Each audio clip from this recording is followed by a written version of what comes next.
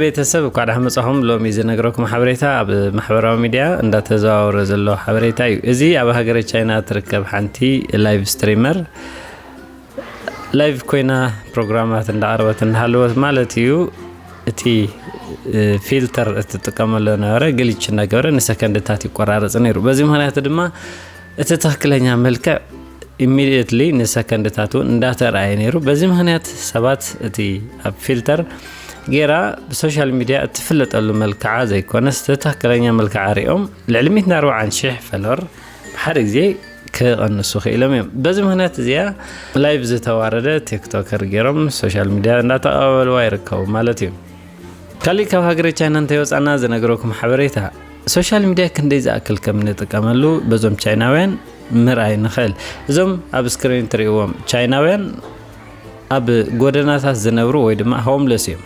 ቻይናውያን ሆምለስ እዞም ቻይናውያን እዚኦም ኣብ ትሕቲ ድልድል እዮም ዝነብሩ። ከም ትሪእዎም ሙሉእ ናውቶም ወይ ድማ ሻንጦም ይኹን ንሶሻል ሚድያ ዝጥቀምሎም ማተርያላት ምስ ባዕሎም እዮም ሒዞም ዝንቀሳቀሱ። በዚ ምክንያት ድማ ኢንፍሉንሰራት እውን ኮይኖም ብዙሓት ካብ ሶሻል ሚድያ ገንዘብ ክረኽቡ ጀሚሮም ሂወቶም ግን ኣብ ሆምለስ ወይ ድማ ኣብ ጎደናታት ውሽጢ ማለት እዩ። ከምዚ ኮይኖም ሶሻል ሚድያ ክመርሑ ምርኣይ ግን ኣዝዩ ዘገርም እዩ።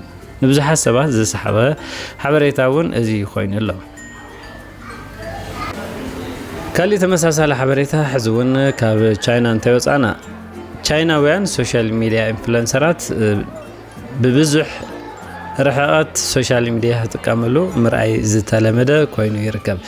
ብፍላይ ድማ ኣብ ኦንላይን ዕዳጋታት ሶሻል ሚድያ ዝጥቀምሉ መልክዕ ኣዝዩ ዘናኣድ እዩ። ኣብ ሃገርና ሕዚ እውን እናተለመደ ዝርከብ ሶሻል ሚድያ ማርኬቲንግ ወይ ድማ ናይ ኦንላይን ዕዳጋታት ኣዝዩ ዝተሓተ እኳ ተኾነ ቻይናውያን ግን ንሓደ ዓይነት ፕሮሞሽን ዝሰርሕሉ መንገዲ ኣብ ስክሪን ከም ትሪእዎ እዩ። ብዙሓት ላይቭ ፕሮግራማት ወይ ድማ ቀረጻታት ብምክያድ ኣብ ሓንቲ ፕሮግራም ብብዙሕ ስትሪማት ላይቭ ክመሓላለፍ ወይ ድማ ኦንላይን ክስራሕ ዕዳጋታት እውን ብሓደ ግዜ ኣብ ኢንተርኔት ሰፊሕ ሽፋን ንኽረኽቡን እቲ ፕሮሞሽን እውን ኣዝዩ ንብዙሓት ሰባት ተበጻሒ ንኽኸውን ዝገብርሉ መንገዲ ኣዝዩ ዝነኣድን ዘደንቕን እዩ ማለት እዩ። ሶሻል ሚድያ ንሰላማዊ መገዲ ሶሻል ሚድያ ንዕቤት ከምኡውን ኣወንታዊ ተፅዕኖታት ክንጥቀመሉ ናይ ኩልና ካብዞም ሚድያታት ወይ ድማ ካብዞም ቪድዮታት ምምሃር ንኽእል ኢና ብዘይካታ ፊልተር ማለት እዩ።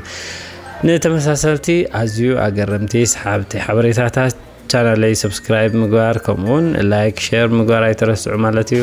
ሰናይ ግዜ ሰላም ይኹንልና።